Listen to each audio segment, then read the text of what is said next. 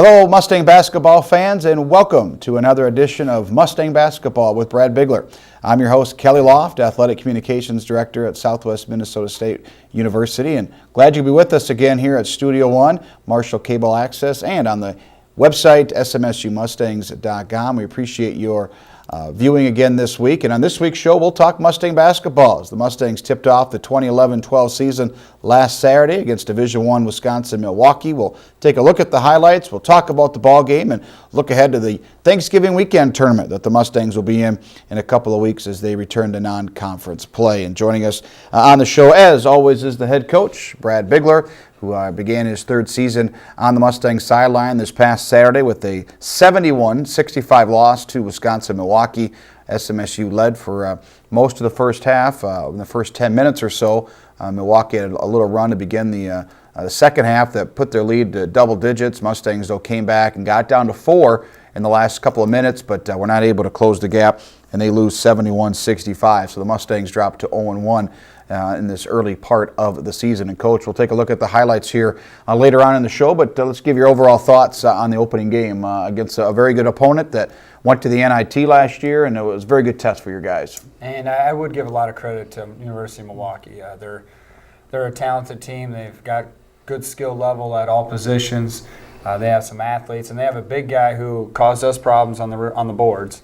And their guards stepped up and made big plays at the end of shot clock. So they're a talented team. They're a team that there's a reason why we did this, to go up against a team like this, to be challenged and to get us prepared for conference play. We talk about some of the stats in the ball game. The big number that stands out, Coach, rebounding, 16 offensive rebounds for Milwaukee in the contest, and a lot of those in the first half, and that really was the difference. You look at some of the numbers, 17 second chance points for Wisconsin-Milwaukee and just 2 for SMSU. And that really was the reason the Mustangs couldn't come out on top in this ball game. And it really comes back to that one player. We had a tough time keeping their power forward off the boards. He just physically couldn't match up with them the first half. We did step up to the challenge in the second half, and he didn't have one single offensive rebound in the second half. So it was good to see that. It was also, I thought in the first half, one of the things when you watch film is we were not disciplined at many times, both on the offense and defensive end. We kind of went away from our scheme a little bit, and at times it was they were trying to do too much. And right now they just have to be able to pull back. It was the first game jitters maybe, whatever it might be, but we did finish the game strong. The last 10 minutes of the game, we played at a pretty high level. Again, the player we're talking about is James Harzma, first-year player for Wisconsin-Milwaukee. He did transfer from Evansville, another Division I school, sat out last year. He finished the game with 17 rebounds, 10 offensive, and all in the first half, as the Panthers led 33-24. As we talked about, Coach, you had a lead for much of the first 10 minutes, played very well. And really it comes down, you can always look at each game, a few plays or not, but there were some golden opportunities missed by your ball club on the offensive end. Some great passing, but just could not complete it. And let's be honest, there were 4 to 5 very easy, makeable shots that were missed by the Mustangs, pretty much layups. And then that really is just a kind of a momentum deflator if you don't make those baskets. And a lot of times when you miss a layup on your end, it ends up being a layup on their end or something positive on their end. So those were momentum plays. Similar to like Colorado State, we also had some missed layups versus Colorado State, had some missed layups here versus Milwaukee. You have to be able to find a way to correct that. And when guys are in opportunities to finish baskets, that's their opportunity to make a play. Well, again, the Mustangs trailed 33-24 at halftime with just a little spurt in the end of the first half while the Panthers gave them that 9-point lead. To start the second half, the Panthers continued to shoot the ball very well. Numbers-wise, didn't shoot well in the first half, but they came out strong in the second. Built a 16-point lead early in the second half, and you had to be kind of nervous if you're a Mustang fan, but you got to give your team a lot of credit, Coach. They came back, fought, really got a lot of good looks at the basket, action to the rim, and you got down to a 4-point game, and it really put the Panthers on their heels. And we had a timeout early in that half when they did hit that 16 mark, and we just talked where every time you're in a situation like that, just get action to the rim. Don't settle for 3-point shots. Don't feel like you have to get it done by yourself. Use your teammates, share the basketball, and get action to the rim. But probably more importantly is on the defensive end. We had to find a way to get stops and multiple stops in a row. You try to go on 6-point, 8-point runs. If you can go on a couple 6-point, 8-point runs, about that 5-minute mark, it's a ball game again, and that's what we were able to do. It was a 4-point game with about a minute and a half left. Jordan Miller had an opportunity where he curled and got a guy to leave his feet, which it's on the video clip, which we'll show you, where it's about an 8-footer, and that's something that Jordan's going to be able to knock down that shot throughout the year, and we'll give him the ball every time in those situations. Well, some of the stats individual-wise for Southwest, a big game for Jordan Miller. Statistical-wise, 16 points, 11 rebounds, 9 assists, just 1 assist away from the first triple-double in school history. A nice day for Nick Smith. He had 13 points and 7 rebounds. And Matt Zager, 5 of 7 shooting. He had 10 points for the Mustangs, who shot 58% from the field in the second half, so a very good second half effort by the Mustangs. And rebounding-wise, SMSU was out-rebounded 41-33, and again 16-6 on the offensive end. Mustangs just 3 of 12 from three-point range. But you got to be happy, Coach. Here's some of the numbers we talked about after the game. If you would have thought we keep under 10 turnovers, get to the line 25 times, you'd take that pretty much every time. And the misses at the line, 18 of 25, 4 of them with Jordan Miller, who's one of the best free throw shooters in school history. And I'd also add on there them shooting only 35%. If you were to tell me that they were going to shoot 35% and we got the line that much, I truly meant that. I think we're walking out of there with a win. But give them credit. Give the one man or the one player credit. He stepped up and he got them extra possessions and made the difference in the ballgame. Well, some players we should talk about in the ballgame coming off the bench. Casey Susanguth played 23 minutes, had a career high during his Mustang career. Now in his second season, 9 points, 4 of 4 from the field, and he really gave you a spark. And that's what that's his role this season. It's got to be for Southwest. If he can get you 15 minutes a game or so and get 3 or 4 buckets, that's going to be key for this team to be successful. And he was he came in at a time where we needed some rebounding. We needed a bigger player on the floor, and he did a good job. He eliminated their guy off the boards in the second half for the most part. He's a guy that gave us energy, like you said.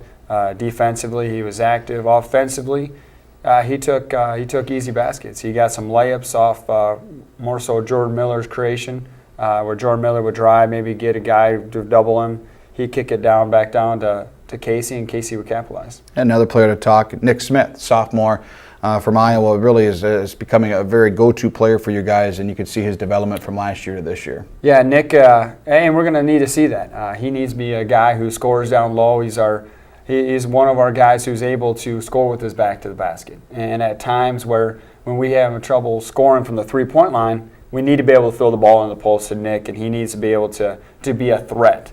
Maybe get a double team here and there and kind of make us better by doing that. And Nick is a guy who's going to continue to get better. His confidence is really growing over here the last week and a half, and he's a guy that we'll count heavily on. SMSU did outscore the Panthers 41-38 in the second half, but not able to overcome the Panthers, who made some big free throws in the final minute to seal the victory, 71-65. Mustangs now 0-1. Milwaukee with that victory, their season opener as well. They did beat Northern Illinois, Mid-American Conference program on Monday night, so they are now 2-0 on the season.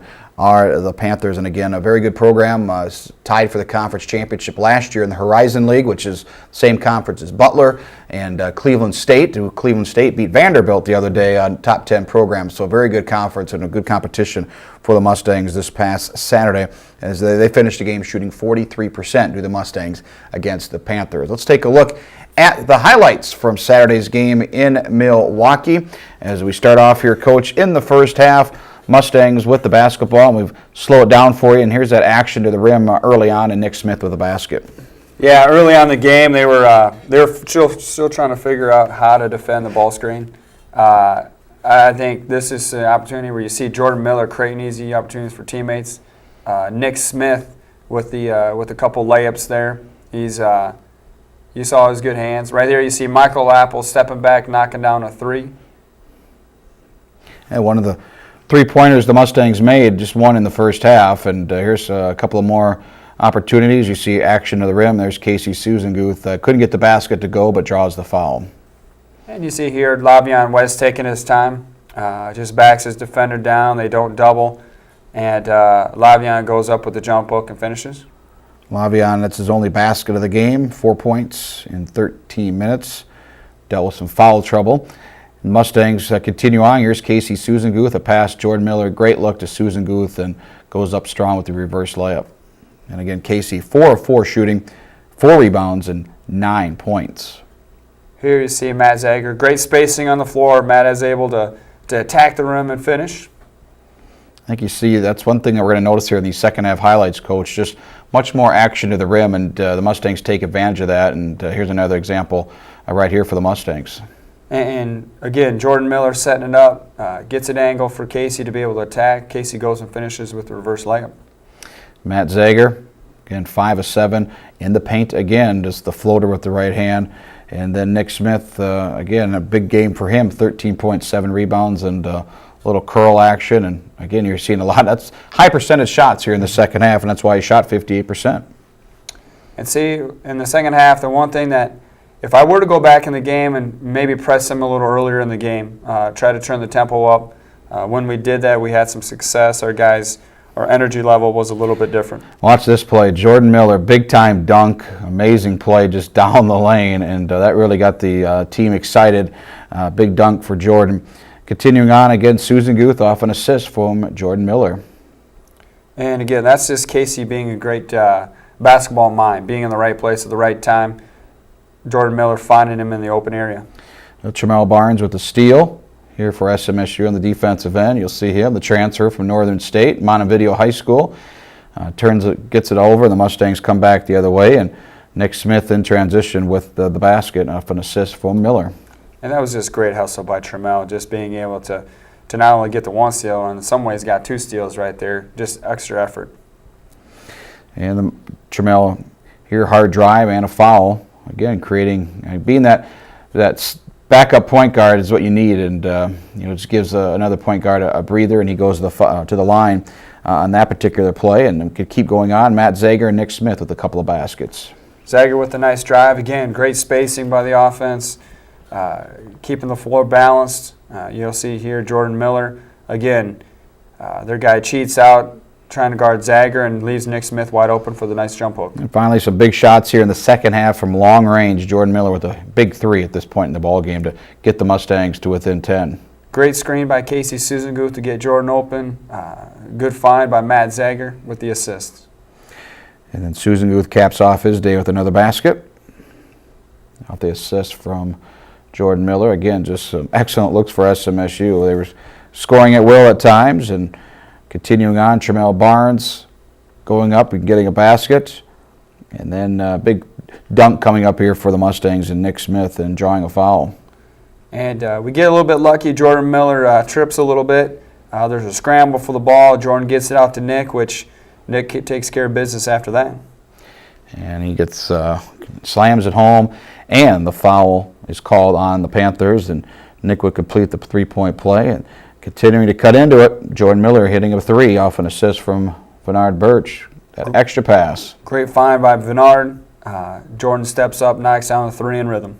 And then here again, a 4-point game. Mustangs have the ball less than 90 seconds, and you'll take this look every time with Jordan. Yes, and he's doing a little double pump, but he's within 8 feet. He's got the guy up, and most of the time if he does miss it, he's going to get the offensive rebound. Just going to come up with it there. Again, they got fouled. They knocked down some free throws. We come down 6 here. Here's the next shot. Again, we'll take this every time if Jordan gets a ball in the lane like that.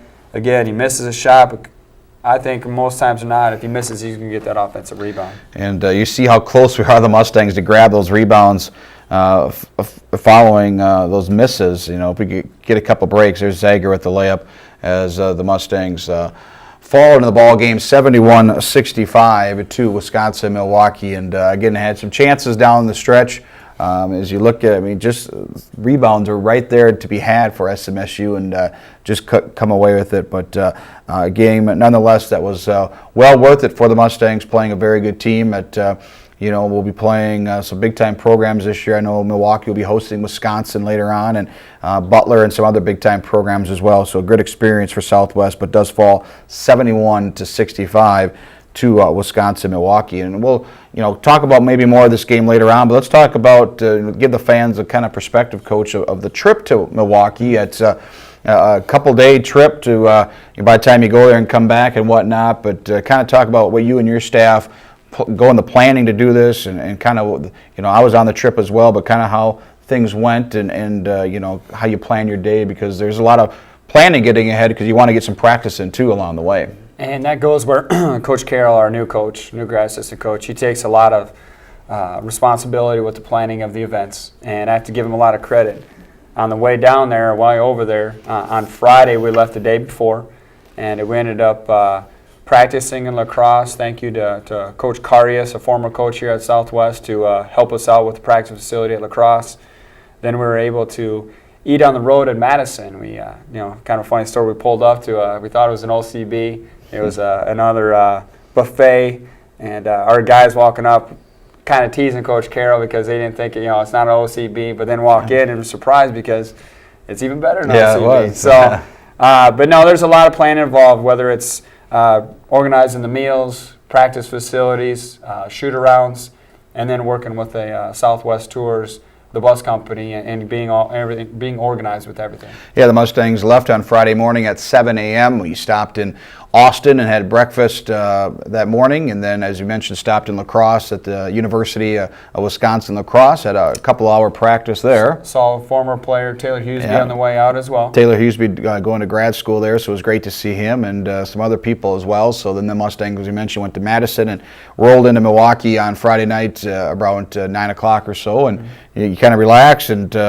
go to sleep, wake up the next morning, get practice. Probably the earliest shoot-around time we've ever had. We're at the arena at roughly 7:15 in the morning to do the practice, and kind of talk about the shoot-arounds and what you guys go through. You want to get to the arena and maybe just get a feel of how the rims, how the shooting background and all that type of thing, but kind of going over the scout as well. Yeah, and that's important.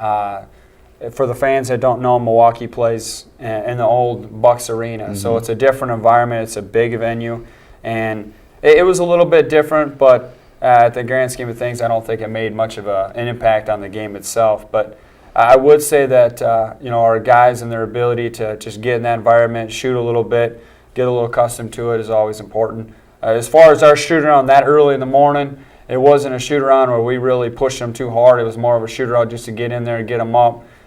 Get them ready for the day. Yep, and then after the shoot-around, team went back, got changed, checked out of the hotel. We had breakfast at around 10:15 or so, and you get that done, and you go to the arena, and you just kind of hang out for a few hours and get ready to tip off the game at 1 o'clock. And then following the ball game, you get a post-game meal, some pizzas on the bus, and we head back to Marshall, and got back around 12:30 on Saturday night. So definitely a long day, and it's a grind. I mean, you go that kind of trip, which is probably one of the farthest ones we'll do in a regular season, but you get that Bemidji trip, and you're leaving at 10:30, 11 o'clock at night, and coming back 4.5 hours, and from Mary 6 hours. I mean, it's a grind for these kids, and try to get them ready to go on the next week as well. And it was. I think it was a great experience all in all. Sometimes when you play games out of region like that, it allows alumni to be able to come to games too. And it was nice to see. We had a former Mustang, who's the all-time leading rebounder here at Southwest. Frank Belmont was able to come up from Chicago, and we saw him in Milwaukee's venue. And it was great to see Frank as well. Yeah, it was, and the Mustangs put on a pretty good display as well, 71-65, but falling to Milwaukee in that season opener. Now, the Mustangs will be off here for a couple of weeks, or about 13 days from last Saturday to the next ball game. And I know, Coach, you tried to get a game this week, but the schedules of who you're playing later on this season didn't affect that. We were playing South Dakota State in mid-December. Tried to get them maybe this week, but they're playing the Gophers on Monday, and then have another tournament down in Georgia this week. So you have some time off, and it's probably not a bad thing since the last week and a half. You've been to Fort Collins, Colorado, drove there, came back, and then went to Milwaukee. And so, again, a lot of time now, I guess, just to practice, get some guys healthy and whatnot. But this is an important 13 days because now we get into the grind of some big games coming up around Thanksgiving. And initially, we had a scheduled game on Saturday, but it was moved, which now when you look at it, it might have been the best thing for us. Being able to get back in the weight room, have some days off or rest, and to add a lot of things to the scheme is kind of our game plan. We sat down and talked yesterday how to use these 13 days, and we're excited. I mean, I think we're going to get a lot better over these 13 days just because we're going to be able to add new stuff without having to worry about preparing for a team in the next couple of days. And it'll be a good 13 days. We do have a coaches clinic on Saturday.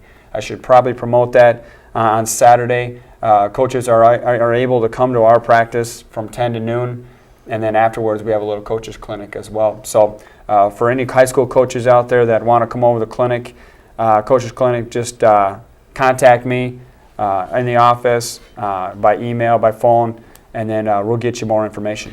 And of course, that information is also on the website, smsumustangs.com, and it's got some coaches clinic information there as well. So that's coming up this Saturday, November the 19th. Again, the Mustangs will return to action the day after Thanksgiving in Bemidji at the Bemidji State Classic. The Mustangs will play Michigan Tech. Very good team out of the Great Lakes Intercollegiate Athletic Conference. And then the Mustangs will take on Minot State on Saturday. Both games start at 6 o'clock. Minot, of course, will be in the NSIC starting up in 2012 and 13. So a busy time here for the Mustangs coming up, and then we'll start conference play December 3rd and 4th. Besides the season starting up and practice and games and whatnot, it's also an important time for the future of the program, Coach, and that's signing day was officially got underway last Wednesday, early signing period. A lot of hard work's gone on by you and your staff over not only the recent year, but years prior to recruit student athletes and high school kids and junior college athletes, and you're able to sign one kid early so far, and that's a local product from the Southwest Conference, and Mitch Wegg. Yeah, Mitch is a 6'7" power forward, a guy who plays with a lot of energy, and a guy that we're excited about. We think his leadership style and the way he plays is something that we're going to need over the next few years, and we're excited to have Mitch part of the family. Mitch, high school senior right now at Worthington High School, and helped the Trojans get to the section finals last year. Of course, lost to the Marshall Tigers.